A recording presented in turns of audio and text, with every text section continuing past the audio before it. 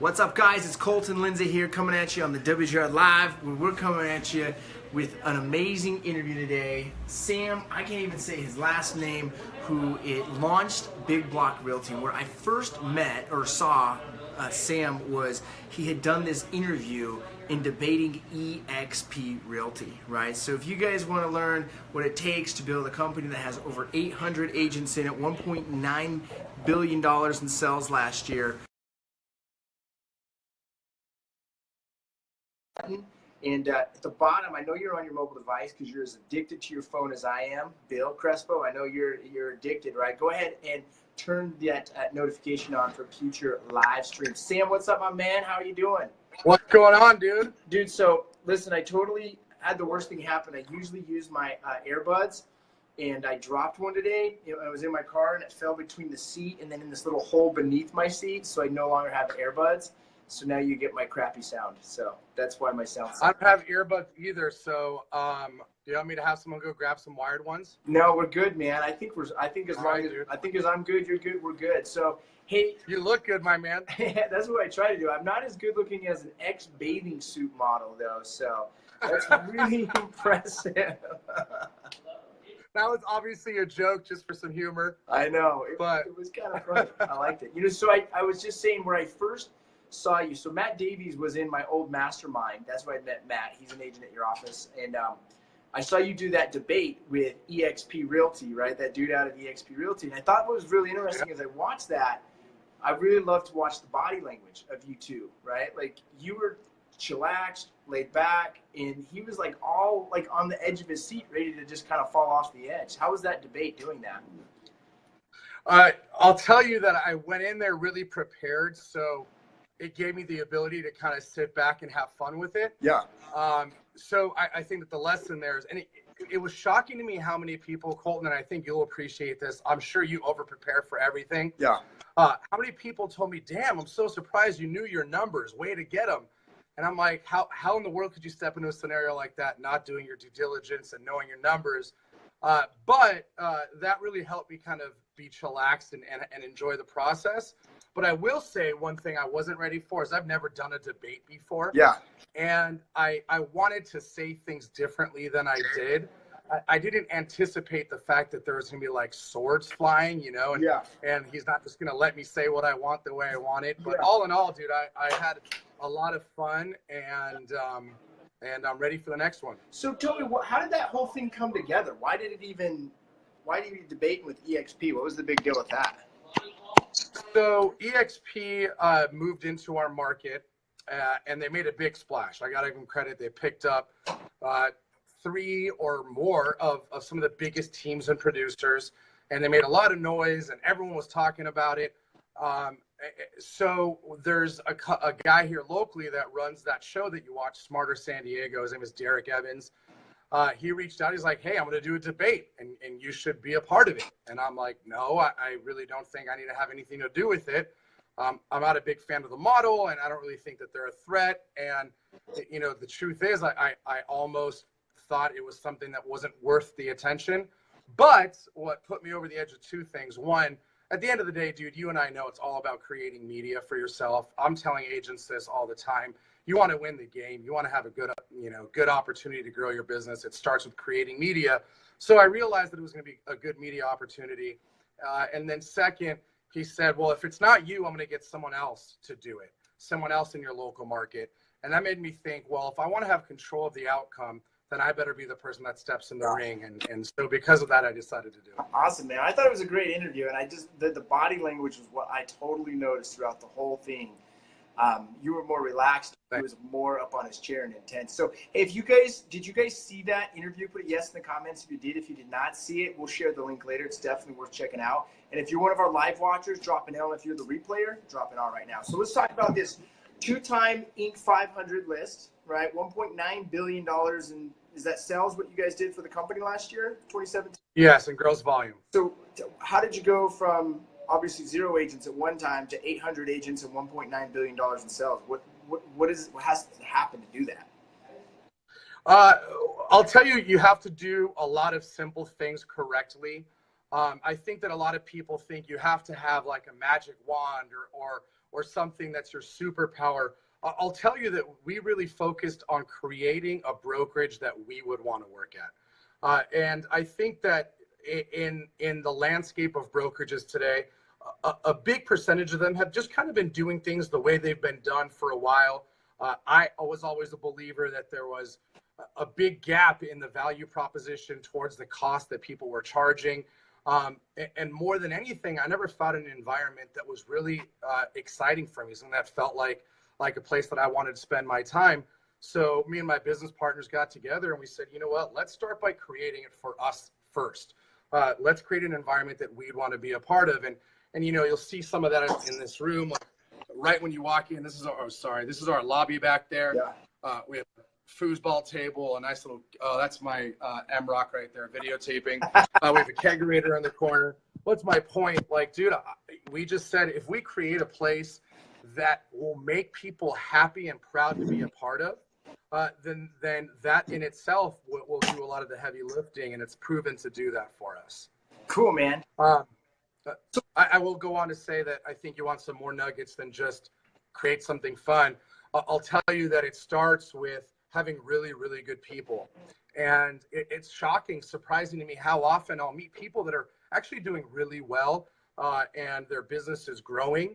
But after talking with them and learning about their business model, it's shocking to me how many people, Colton, hire to fill a position as opposed to hire the perfect spot, the perfect person for the job. Yeah.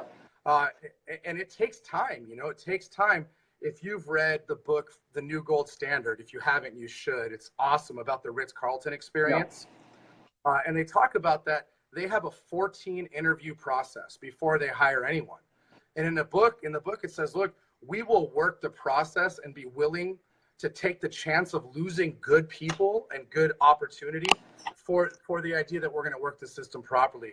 So I'll tell you, you can have a great offering, a great service. You could be the best of the best.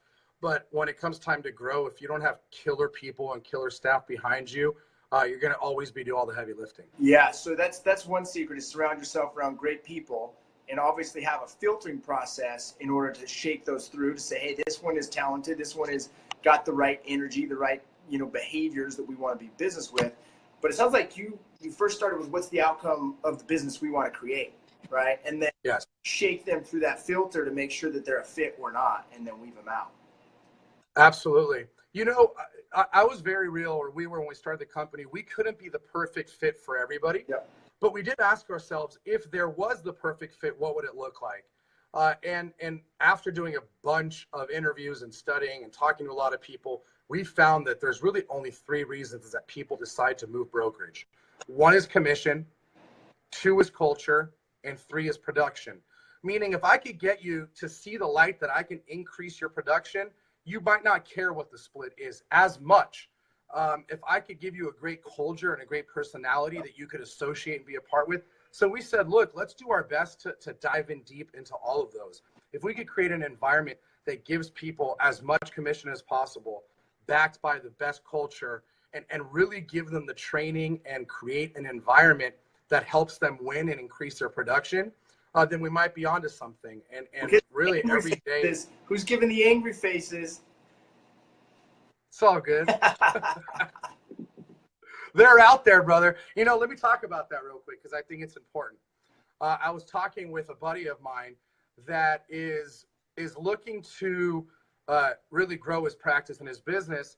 And he says, you know, I don't want to lean into media because the idea is I'm going to get some haters out there. I'm going to get people that are going to talk back and hate. And actually, I know these people, they're these trolls that exist out there. So what's my point? It's impossible for someone to go viral. There's study upon study. It's impossible to go viral unless you have something like 15% of the people out there hating on you, right? You need to have like 70% love what you're doing, around 15 to 20% hate and hit the angry buttons, and then the rest kind of be neutral. So if you really want to grow in any business, I think it starts with getting real with the fact you're going to have some haters out there. And every time they hit the angry button or comment with something silly, it just helps the algorithm and helps you get seen. Oh, I just blocked him, so I should unblock him, is what you're saying. I don't care. Same comments. So let them in there, dude. It's all good. So he is from Big Rock Realty. He started that company. What year did you start that company? 2012. 2012. Okay, cool. And so here at 2018, you went from 0 agents in 2012 to 800 in 6 years, $1.9 billion in sales. So what is it, your model on the commission structure is different? Because I'm really intrigued by what you guys do. I personally believe that technology and the whole information age is shifting how traditional brokerages have done it in the past. And I think that you're going to start to see more companies like yours emerge, while traditional companies, not that they'll go out of business, but I think they're going to lose market share. Yeah, I agree. So our model is really simple. It costs $3,600 a year to hang your license with us.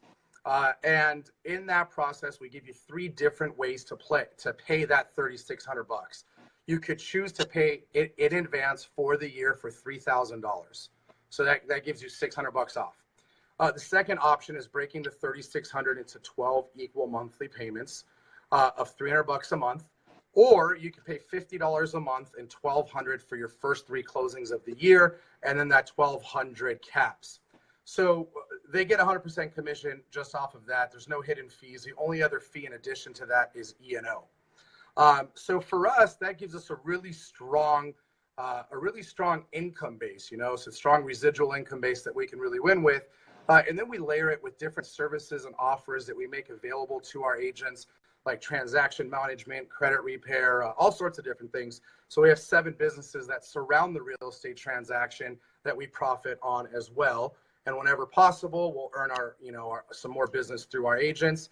So, it's worked really, really well for us. I think it's truly a fair value prop for both sides. So what you've created is a culture, a space, a network of people that love to be in business with you, made it as least expensive for them as possible, and then also offered other opportunities for them to participate in that increase your profit through other businesses as well. Is that what I understand? Yeah, that's exactly it. If you just look at the numbers, you times the math, we're making good money just off of dues. And my business partner, Oliver, he's really good at running a profitable ship. So just off of that, you do the numbers, it's good money and you run it profitably, you can have a great life. But, last year we did just about 4,000 transactions.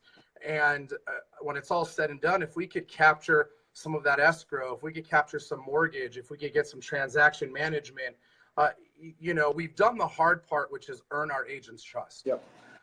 And now that we have them in our ecosystem, they may or may not choose to use our services, but that's kind of the icing on the cake. And that this all came from a thought that we learned in a mastermind with a guy named Perry Belcher. If you don't know who he is, he's one of the best marketers in the world, runs a company called Digital Marketer. And he said that right now in today's economy, it's never been harder to get a single dollar, to get the first dollar from a customer. But after you've gotten it, it's never been easier to get the second and the third and so on and so forth. So we look at it very simply. Let's really lead with love, give a lot of value, a lot of support, and then hope that we can earn their trust in their business throughout the transaction. So how do you think this will disrupt bigger brokerages like RE/MAX, Coldwell Banker? And I'm not even just saying you guys in general, but this idea, Keller Williams, how do you think that we'll see the market continually shift as new companies emerge? It's a great question. I think the reality is, dude, we know that there's going to have to be adaptation on both sides, but I don't think that the traditional shops are going to go away. I do think that companies like mine and ours are going to get more market share. I think we're going to put a little bit of pressure on the overall commission structure, but more, I think we're putting pressure on the value proposition. I think that what we're going to have to see happen is more of the traditional companies are going to have to increase their value prop and give people more. Now, I say all that saying nobody's going to be the perfect fit for everyone. So I think there's going to be adjustments. I think the Kellers and all them, they'll live and there's going to be a place for them. But I believe that you'll see in the future that the 100% shops like ours are really going to have really big market share. And probably more than the traditional shops would like to hope for. But the idea past that is, I think, let's talk about what happens if the purple bricks of the world actually win this commission challenge, right? What happens if the guys and the companies that are coming and trying to do our job for nothing. If they win that, I don't think agents are going to go away. I think that agents are going to have to, the fact that they might have to charge less. And I'm not saying that's going to happen or not. But if it does happen, I think that that's the type of scenario that's really going to make a company like ours even that much more important to an agent, right? If in a place like California, you're going from a $9,000 to $10,000 commission down, it's going to put some hurt that people are going to need to make up in other places. So I recently left Keller Williams, and in fact, I actually was going to join eXp Realty, and I'm so grateful that I did not actually end up joining eXp Realty. I've actually been banned from eXp Realty for outlandish social media. But what I realized was really I made this shift. And I like it. Yeah. Dude, I wrote like things that people really fucking matter on social media. Like I wrote this post, 5 steps to increase the sex drive in your relationship. Who doesn't want to increase their sex drive in their relationship? And they're like, no, it's not professional. Sorry, you're banned. I was like, all right. Wow. But someone told me about some badass that was thinking about joining and got banned, and now I know that was probably you. That's awesome. Dude, it was a pretty big deal. Like, I mean, they had the Vicky Bartholomew, the VP, Jason Gessing. I was on the phone with, what's his name that everyone talks about? Gene Fredericks, Jay Kinder. They're all trying to, talk to me and say, hey, we want you in the company, but we need to water down your social media. And I was just thinking, nah, I'm not going to water down my social media. That's the most stupidest thing I've ever heard in my life, which it was a blessing, right? Because it allowed me to really question Keller Williams, number one, and now open up our own company where now $70,000 a year goes back into my business versus going out into another company. And I think, okay, if someone goes to your company and they bring their whole team over, and let's say there's 10 of them, right? Instead of paying, $150,000 to Keller Williams, they're paying $30,000, right? What can you do with an extra $120,000? Who can you go study under? What can you create in your market space? What can you do if you're driven as a business owner? It makes sense. If you're not a driven business owner, my guess is they're going to go to Coldwell Banker. They're going to go to these other brokerages if they're not really driven. So my question would be, who's your ideal realtor that you're trying to attract into your company? A great question, and thanks for asking. Right now, our perfect customer, I think the person that we're really built for the best is someone that's in motion. They have business going. We have fees and dues that come out of pocket, which kind of keep the newbies, distant from our company, which is fine, because there's great companies like Keller that can train them and send them off to us. But we do really well with the team leads. The person that has a handful or a couple handful of agents on their team, they want to have their own brand. They want to maximize profitability. They want to have a great amount of resources in their corner to help them scale. So, for a team lead, we'll do the recruiting for them. We'll give them maximum profitability. We'll let them run with their brand as much as legally allowable. So we do really, really well for someone that's looking to grow and get and scale and maximize profitability. I think that, they'd really be happy after they came to talk to us. So I 100% agree with that model, by the way. So what is your growth plan? Are you looking to just really dominate San Diego and then move up the coast? Are you looking to go into other states and expand? What's your growth opportunity? Great. Thanks for asking. We, after we've gotten all this publicity on the Inc. 500 2 years in a row, we are going to start expanding outside of San Diego. We're opening up Temecula, which is, close to the Riverside area. And then we're going to start expanding outside of San Diego and outside of California and maybe different states. And our plan is to just find the right operating partners. We don't want to do it all ourselves. We want to find great guys like you in great markets and see if we could find a collaborative effort where we could bring a proven model alongside, someone that knows how to grow a business and do a JV, or I don't want to call it a franchise because we don't know where we're going in terms of the exact definition. But we want to start talking to the right people in the right markets and look at doing a growth plan that lets us partner with strong people and do it the right way. I'll tell you what is really important for us is I think that the reason we're winning this game is as well as we are is more culture than anything. You can get 100% somewhere else. You can get training somewhere else. You can get all these things. I believe that culture is what glues it all together and keeps it going. It's the reason that 75% of our growth comes from referrals from internal agents. So what am I getting at? We need the right people in the right markets that more than we just need the right market, right? So I see someone like Bjorkman right now. Bjorkman runs. So go ahead.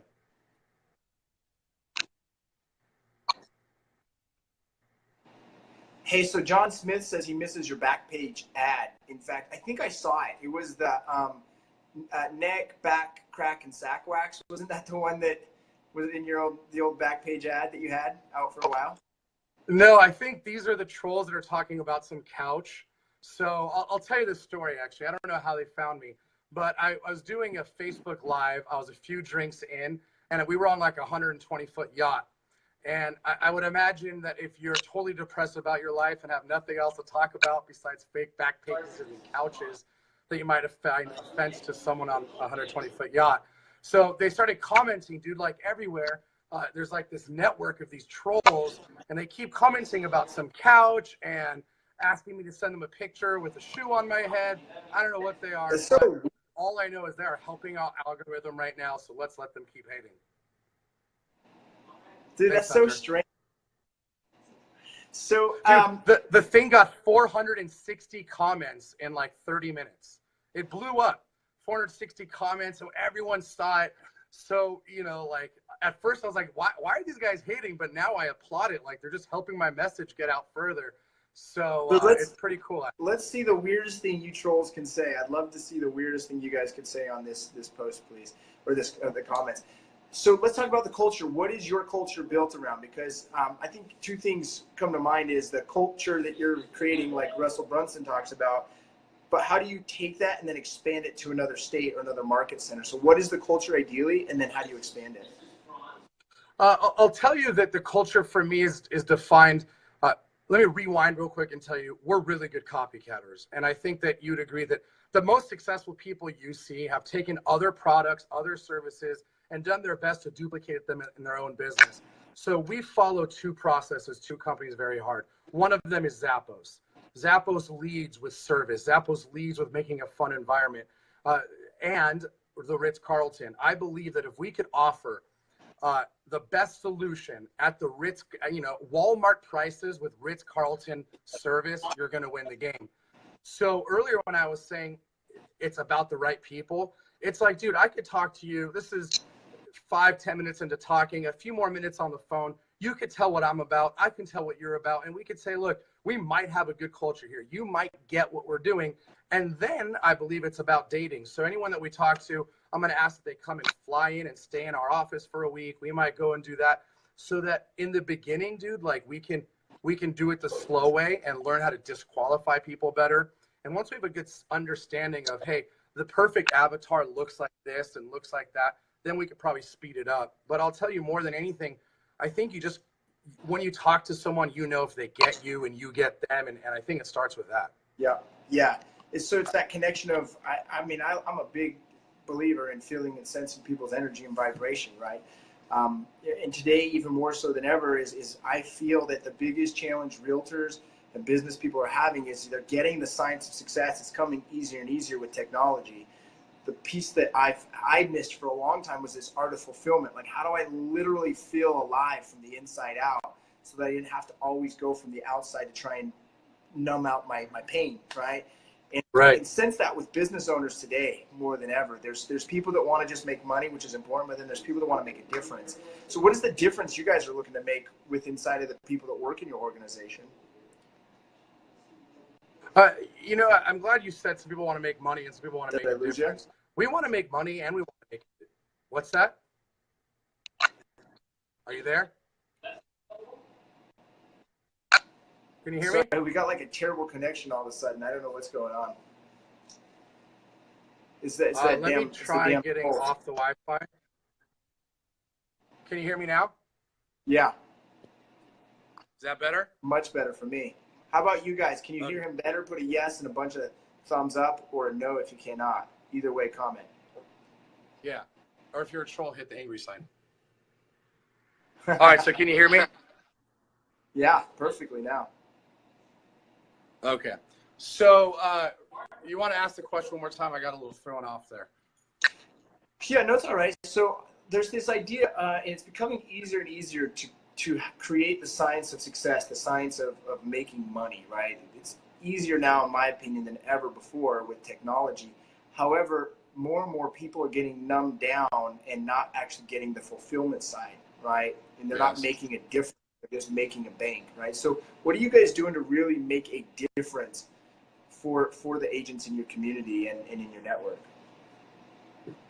You know, I'll tell you that that's a great question. And I think, dude, that it really starts with the type of questions you ask yourself and you ask your staff. For us, we have a question that we ask in every meeting. Every time we're thinking about making a change, rolling out a product, our question is always, is this in the best interest of the agent? And if it's not, we won't do it. So, you know, a lot of times people will bring things like, hey, I think we could increase what we charge here. We could do this. And, you know, just an extra $5 here amongst 800 people. You know, is it in the best interest of the agent? If it's not, we won't do it. And we've stuck true to that. Like, we've never gone and renegotiated on any of our agents. We've never changed splits on them. We keep our promise. So I think, for one, it starts with knowing what you want to do and staying true. For us, we wanted to create a brokerage that gave agents back control of their business. What does that mean? Most people that get into this business want to be their own boss. Yeah. But then they go work at a company that tells them what to do, how to do it, where to be. So we wanted to give them back control. Also, we're real with the fact that the best realtors, the best agents in the business are the ones that have an entrepreneur mindset. So we wanted to give them back control of their branding and marketing and say, look, if the BRE says it's legal, so do we. And let us help you do it the right way. Then we give them back control of their profit. Like, is it really necessary? It's nice, but is it necessary to take 20% of every closing? No. So we give them back control of their profit. And then we said, you know what? Like, how can we create a great culture? So we do a social every month. We front the bill. We invite all of our agents out. Everyone gets 2 drink tickets, hors d'oeuvres. So, you know, if it's in the best interest of the agent, we do it.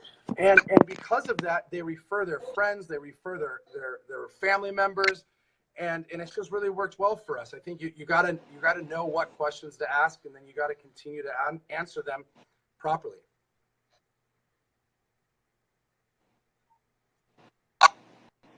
Are you losing me again? So where do you come up with these questions? Where do you develop these questions?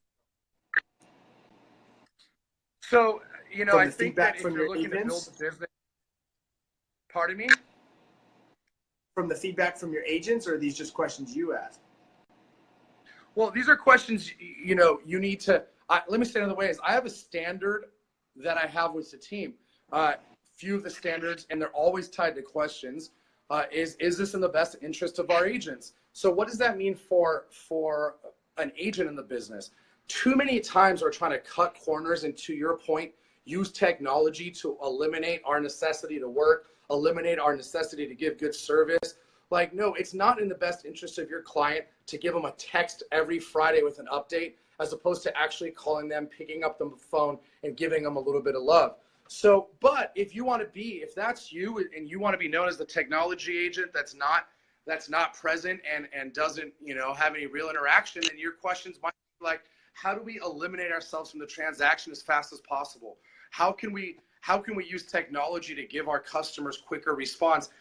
What I'm saying is, if you ask the right questions, oftentimes you'll get the right answer. And for us, the right questions are, is this in the best interest of our customer, who is our agent? Also, you know, I have a few rules, and rule number 1, if you ask anybody on my team, is deliver wow customer service. So if we're getting something, or I'm seeing something, or my business partners are feeling that something's off, we'll ask, hey, are we following rule number 1? And if you're not asking your team the right question, putting them in front of them, then you're allowing them to kind of make it up on their own. So let's shift gears, because you brought this up earlier. You're giving the opportunity to keep more of their commission, which I love that idea. However, do you also believe that as these tech-type real estate companies, and I don't mean EXP because that's not a real tech company, but I mean Zillow, right? That's a company, right? There's one here in Utah called homie. They've got proprietary software that they're literally can outspend us when they got $10 million investments that the average realtor doesn't have, right? Do you foresee that the average commission will begin to reduce in the industry, or do you think that there will be? How do you think that will shake out? Let me say a few things. Let me start by saying, regardless of what I say here, right now we're fighting our hardest against it. Like, we don't allow our agents to advertise 1% listings. We allow them to do them, but we don't allow them to advertise them. We are fighting our hardest against it. I think there's great companies out there like Greg Hagan and a few others that are really doing a job, a constant effort of protecting our commissions, and we like to think that we're one of them. I also don't want to be that stupid to think it's impossible. They're coming for our commission, and they're coming hard, and they have billions and billions of dollars behind them collectively. I will also say that back in the last upswing, we saw companies like iPay1 and Help You Sell come and then eventually go. I think that as it's a good market, these companies are always going to get good market share. I think the difference is right now they're backed with hundreds of millions of dollars in funding, and we're crazy to think that they are not going to find some market share. If you look at Purple Bricks in the 2 countries that they opened and moved into, they have 20 to 30% market share in just a couple of years. If that doesn't scare the shit out of you, you know, you got something else coming. So I do think that long term there will be an adjustment of commissions. I don't believe that agents are going to get replaced, and I don't believe that we're going to see only $3,000 commission splits. I think that if I am an agent right now, I'm going to get real with the idea of having variable commission options where I can say, look, for this much you get this, and for this much you get that. I also think that maybe we need to start looking at the game that these other companies are playing.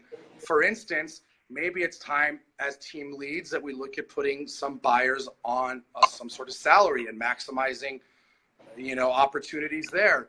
Maybe as a brokerage and as an agent, we start looking at incorporating our own iBuyer platform into our own marketing and into our own brokerage so that we can combat against these offer pads. These are all things that we're doing internally to make our agents better and our company better. And I hope that we get to keep 6% forever, but I want to be prepared in case we don't. So here's one thing, because I love that you bring that up. I think that if agents are so naive that their conditions are not at threat now and even going to continue that way, then they've got their head up their asses, right? I also believe, though, that you will see the bottom feeders fall into that. You're seeing in my marketplace with Homie, they just hired buyers, show agents, $35,000 a year plus $50 a door that they open up, right? They'll make maybe 50 grand a year, but there's licensed realtors that are taking that opportunity, right? So you're going to see a lot of people flock that direction. Whereas I think the other direction is actually you can increase the commissions that you charge. And what I mean by that is just like you've created a culture within Big Block Realty, realtors must start building their culture inside of their networks. And I look at it as attraction-based prospecting. How can I build a network of fans where people think I am the god of real estate and that they're willing to do whatever it takes to do business with me because they trust me and they know that we'll over-deliver for them, right? So yeah, dude. Realtors just want to earn cold business, but if you create that network of raving fans, you can more than charge what the competition is. You know what I'm saying? Dude, I mean, look at it like just Ritz-Carlton that I brought up. Like, dude, like the Hyatt is plenty nice. Holiday Inn gives me a pillow and a bed. Yeah. Why do people stay at the Ritz-Carlton and pay $1,000 a night? Better service, better expectation, better quality. Also, I mean, look at like the real estate coaching space or any coaching space. There's $2,000 a month coaches. There's coaches that will coach everybody for $50 a month. There's room for both. And some people are going to go to the $2,000 route. Other people are going to go to the $50 route. And that doesn't make either one of them wrong. What I'm saying is what makes it right is your level of value, knowing who your customer is, and being fanatical about giving them more options with you than they have somewhere else. Yeah. So what would you say are 3 rules into creating an amazing culture? I'd say the first rule is creating an environment that you want to be a part of and being real with the fact that your culture is different than mine, right? Like I want to have a foosball table and a kegerator. I want my environment to be one that's a lot of play forward because I believe in that. That's me. Doesn't mean that that's the only culture. That's who we attract and want to attract. So create an environment that's for you and don't try to make it another environment that you saw. So get real with where you want to be and create a house, an environment that creates that for other people. Number two, make sure that when you hire people, they've bought into your culture. You know, one of my friends, Cody Sperber, you may know him. He runs Clever Investor. The guy's just killing it, 1 million followers on Instagram. He said, look, he spoke at our mastermind the other day. He said, one of our cultures is efficiency. Like we are very efficient.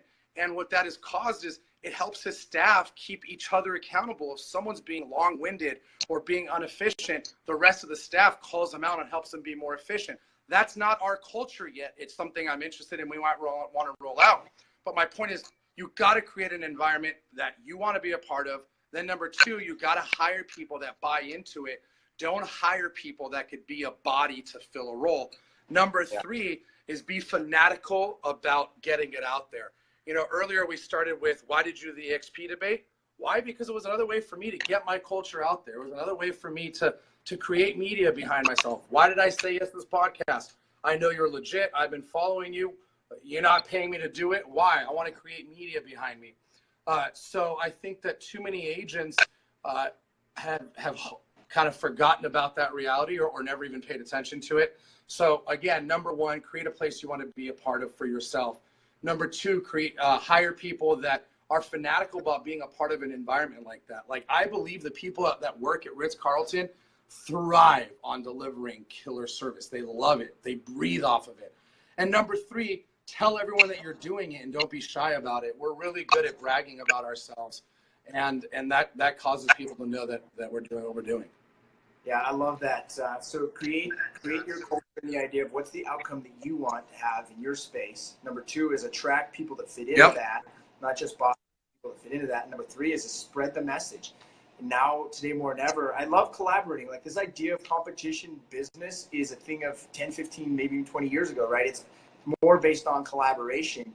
I get no direct profit from you, vice versa. We don't exchange any money, but we're creating some value and some opportunity here. That who knows what comes from it, right? I would have never guessed in 2011, I put up my first YouTube video of me prospecting for sell by owners. I would have never guessed that now I'd be making an online revenue helping realtors learn how to call for sell by owners. I would have never guessed that, right? But there's huge opportunity to get the message out. And you know what I love that you said in that EXP interview, which that I don't even remember who that dude was. Dude, why was his hair made of plastic or was it real hair? Like, it was, I don't know, dude. I think it was real. You think it was real? But I don't know. He's pretty fake. But yeah. Anyways. No, but I like how he said he wasn't there to recruit. And you're like, no, I'm absolutely here to recruit, right? I'm absolutely here to get the message out of what we're doing here, right? So yes. I thought that was really cool behind your message that you were way more authentic instead of deceptive with it. I thought that was really cool.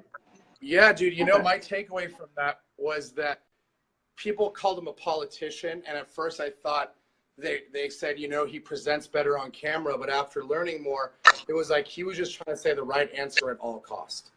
Yeah. And people are wiser than that, dude. Like they know when you're trying to tell them the right answer at all costs.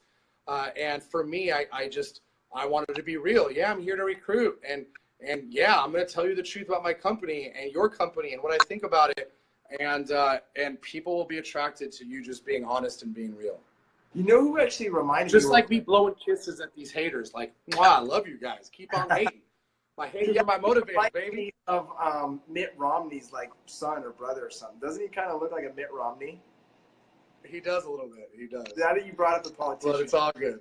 Yeah, no, it is good. He's obviously doing something right in business. Extremely successful. So cool. One last thing I'd like to give out to the audience that you would give for a bit of advice to anyone that's watching live or recorded. I always try to give something different in case people watch me more than once, and I think that's a great question. I'll tell you what really made an impact for me in my business, in my life, when I wanted to go to the next level. Persistence and dedication is the name of the game. If you're persistent enough, you'll win. So this is my challenge for you. We've all heard of the book Think and Grow Rich. If you haven't read it, you need to read it. That's not my point. There's a book in there on persistence. There's a chapter. It's a powerful chapter. If you want to be unstoppable, if you want to be the most persistent, the strongest, the best in your space, I'll tell you what someone told me that changed my life is read that chapter every day for 30 days and do that once a year. Read that chapter every day for 30 days and do it once a year, and watch the way you look at obstacles change. Look at the way being persistent just becomes easier for yourself. I believe that everything is about brainwashing yourself to do things you don't want to do. And if you want to be persistent and do more of the things you're not doing more consistently, you need to brainwash yourself on how to do it. Reading that chapter every day for 30 days will change your life. Cool, man. Appreciate the suggestion. How can people connect with you? Just add you, follow you with the trolls on Facebook. How do they connect with you? Yeah, you can follow me / @the 9th with the number 9 at 9th0 spelled out at the 90, or just Facebook my name, or on Instagram I'll come up. And I always sharing free information and chat with awesome people like you. So thank you for following. And if there's anything we can do to support you, dude, we're all about it. Maybe we can get you out to come speak at one of our events or whatnot. Yeah, man, keep me posted. I love connecting with you and seeing what you guys are doing. So it's great to have you on. We'll talk to you soon. Thanks, man. Thanks for having me, dude. Later on.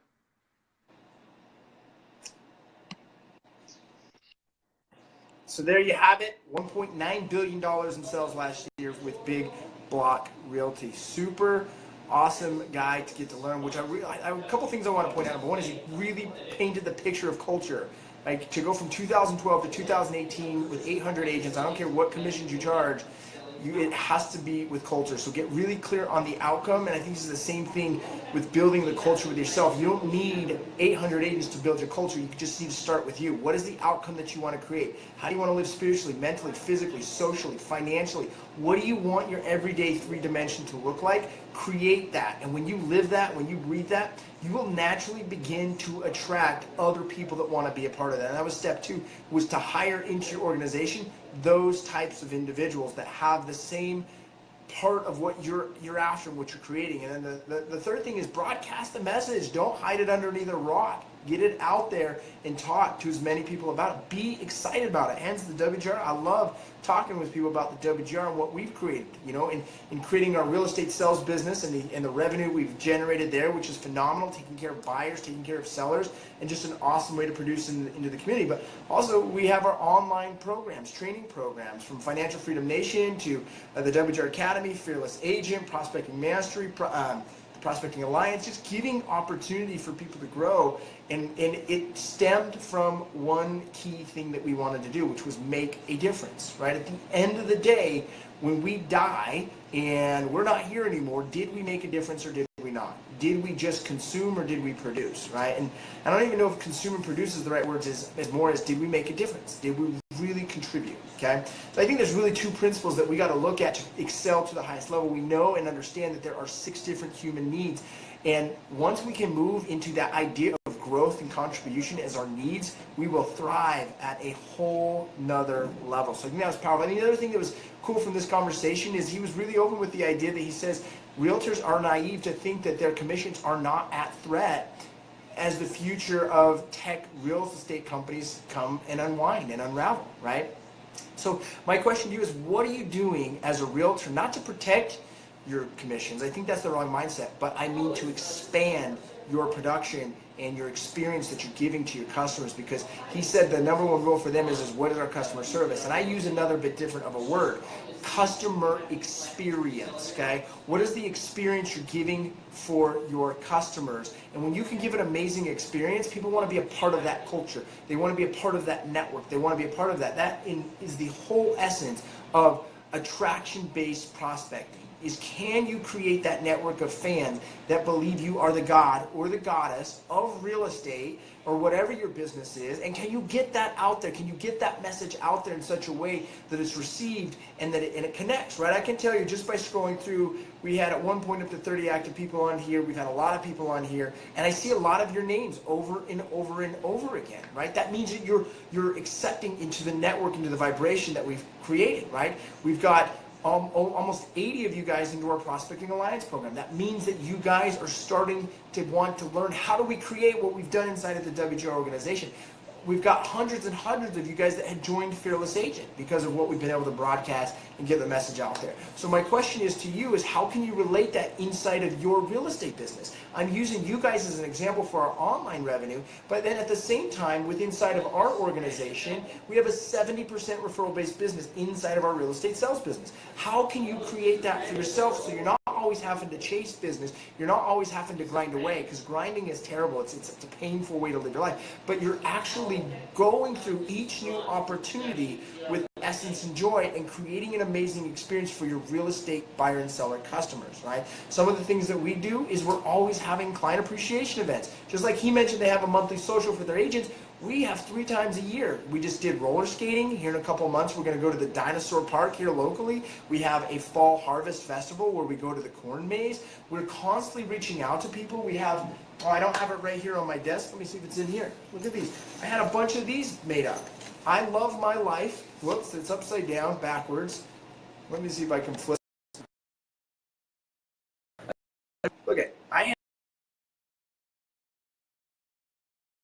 had a bunch of these bad boys made up. I love my life. Guess what? It's got the WGR brand on it. This has my message. How many of you guys have seen or heard me talk about or have a shirt that says I love my life? And you know that's one of the things that I stand for. We wake up every fucking morning and make the most out of this moment that we have to breathe in oxygen in our lungs. So often we see human beings, I observe this every single day, people not enjoying this moment like it's a gift. I want to take every single moment and embrace it. And part of that is I want to help make that difference in other people's life.